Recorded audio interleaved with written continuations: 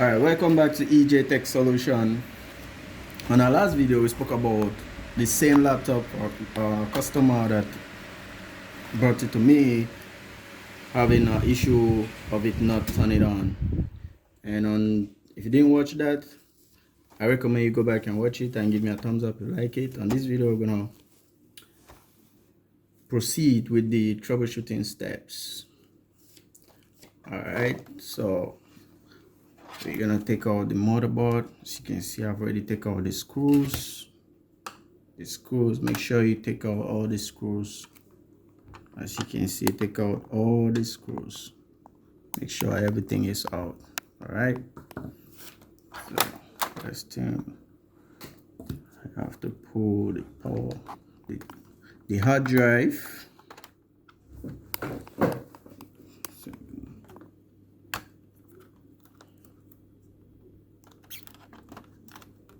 Take out the hard drive. Give me a second. Take out the bag.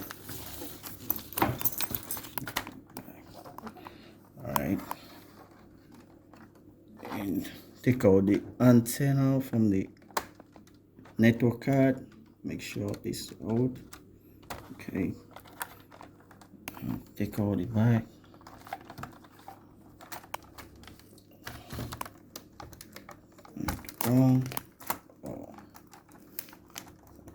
Take out the keyboard. Make sure you load it up. Take out this. Alright, be careful not to destroy it. So take out the keyboard. And make sure you take out the screws.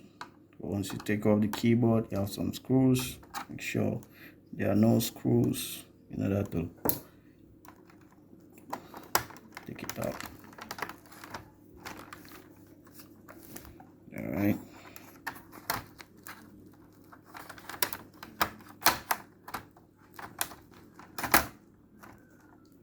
Take your time when pulling this, because you don't want to take it back to the customer and say this place is up, it didn't close good, it didn't close properly, just the way I gave you to fix. So you have to make sure you take out all this.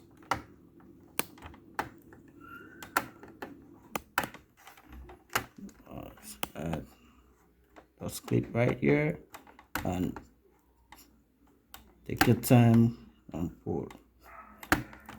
This is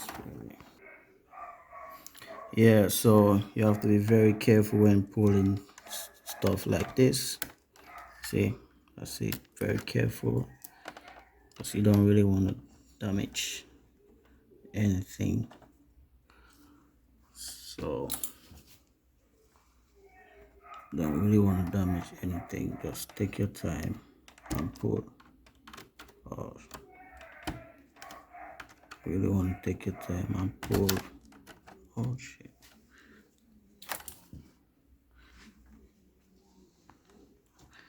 All right, take your time.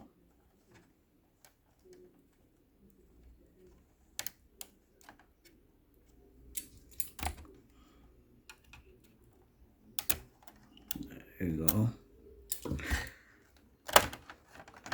I'm gonna lift up. Make sure nothing holding it to the bottom of it. There you go. So right now we have access to the motherboard. So we have to take it out and troubleshoot it. Make sure. Oh man, this just pop out. Stay good, guys. See what I was saying? So you have to be careful when you're pulling stuff like this. Don't worry about this. This is still okay. It's still good. It's just from the next side, just like this. So you don't really have to worry yourself, but you just have to be very careful when you're pulling stuff like that. All right. So we have to pull out the power. All right, that's it. And check if there is no screw, nothing holding it, and be careful when pulling the board because the board is very delicate. So you just want to be careful not to break anything. You just have to be careful. All right. In this case, lift it up.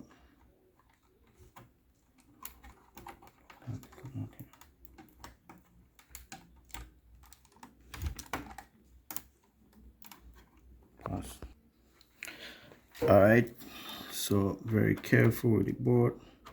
Make sure there's nothing holding it. Oh, there we go. We have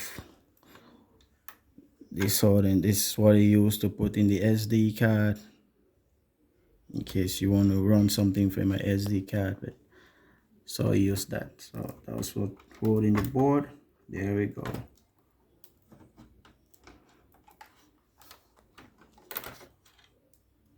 There we go. So we want to do further troubleshooting by checking the processor and to check the fan, why the fan is not running, or see what's wrong with the board. All right, so let's begin.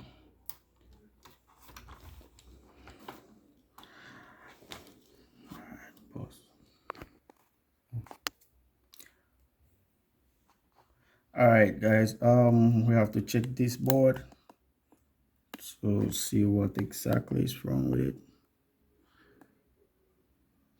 You see, so let's check it down to see exactly what could be the fault. All right, I'm gonna plug in the power. I'm gonna use the power to turn it on, the power button right here. Right here. So we're gonna use this power button to turn it on. So I have to plug it back. Make sure it's firm. All right. Make sure it's really firm. And we'll need the power. All right. Get your power. And plug it in.